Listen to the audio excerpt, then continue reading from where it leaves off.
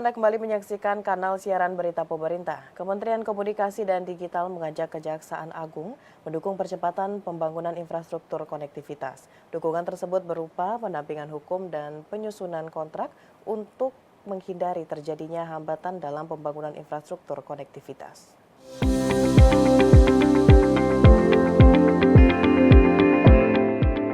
Menteri Komunikasi dan Digital Mutia Hafid menyatakan, Kejagung berkomitmen untuk mengawal percepatan pembangunan infrastruktur konektivitas di berbagai wilayah, khususnya di wilayah 3T, yakni tertinggal, terdepan, dan terluar. Untuk itu, Kementerian Komdij membutuhkan kepastian hukum untuk memulai percepatan pembangunan infrastruktur konektivitas dan meminta dukungan Kejagung dalam pelaksanaan setiap program kementerian sebagai bentuk keterbukaan dan akuntabilitas. Tentu kita perlu kepastian hukum baik sebelum melangkah gitu ya untuk melakukan percepatan pembangunan.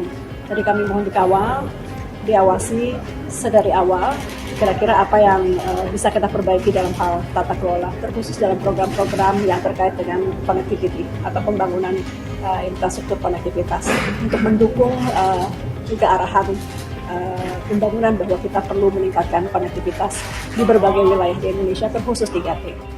Jaksa Agung Sanitiar Burhanuddin menyatakan, dukungan atas permintaan Menkomdij Mutia Hafid berupa pendampingan yang mencakup pertimbangan hukum dan penyusunan kontrak untuk menghindari hambatan dalam pembangunan infrastruktur konektivitas melalui bidang perdata dan tata usaha negara Kejaksaan Agung.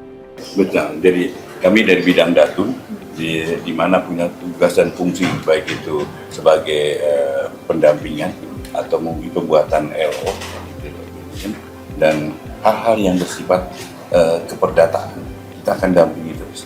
Karena bagaimanapun juga misalnya pembuatan kontrak-kontrak kita akan dampingi terus sehingga tidak terjadi lagi hal-hal yang seperti itu.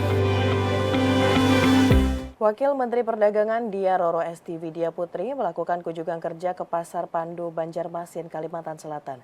Dalam kunjungan tersebut, Wamendak menilai pemberlakuan syarat standar nasional Indonesia atau SNI di pasar perbelanjaan merupakan bentuk ekosistem dagang yang sehat bagi konsumen maupun pedagang.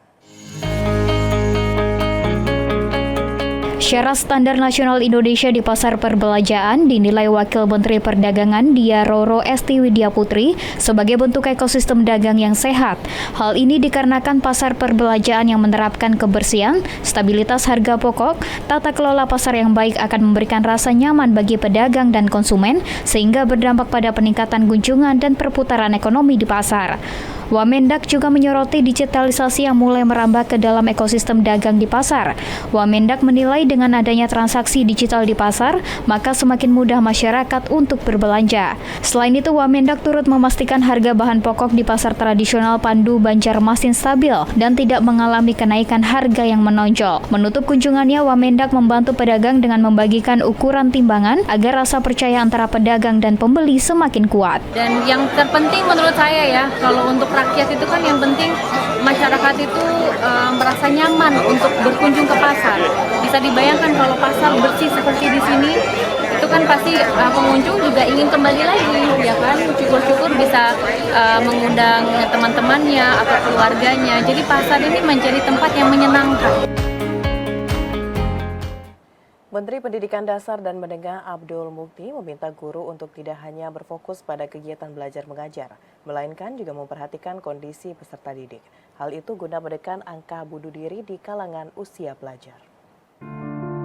Berdasarkan data Pusat Informasi Kriminal Nasional Polri periode Januari hingga 19 Januari 2024, terdapat sebanyak 849 kasus bunuh diri yang telah ditangani Polri. Dari jumlah tersebut tidak sedikit berasal dari kalangan usia pelajar dengan beragam faktor yang melatar belakangi termasuk perundungan atau bullying. Menyikapi kondisi itu, Menteri Pendidikan Dasar dan Menengah Abdul Mukti menyebut pihaknya akan terus memperkuat pendidikan karakter di sekolah dan satuan pendidikan lainnya sebagai bentuk pencegahan. Selain itu juga mewajibkan guru tidak hanya mengajar sesuai dengan bidang studi, namun juga memberikan layanan bimbingan yang tidak lagi hanya terfokus pada guru bimbingan dan konseling. Mukti berharap dengan peningkatan kapasitas guru tersebut, berbagai masalah akademis, psikologis hingga mental peserta didik tidak lagi hanya menjadi ranah guru BK, sehingga dapat meningkatkan keterbukaan murid untuk menceritakan masalah kepada siapapun.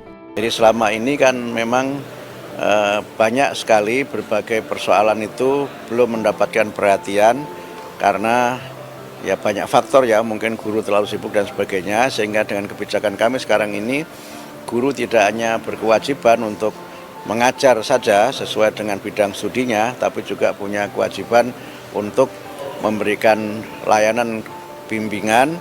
Mungkin juga ada guru BK yang memberikan layanan konseling agar berbagai masalah mental, berbagai masalah psikologis dan juga masalah akademik dapat terbantu dengan peranan guru sebagai pembimbing. Pemirsa, usai jeda pariwara, kami akan kembali dengan informasi lainnya. Tetaplah bersama kami.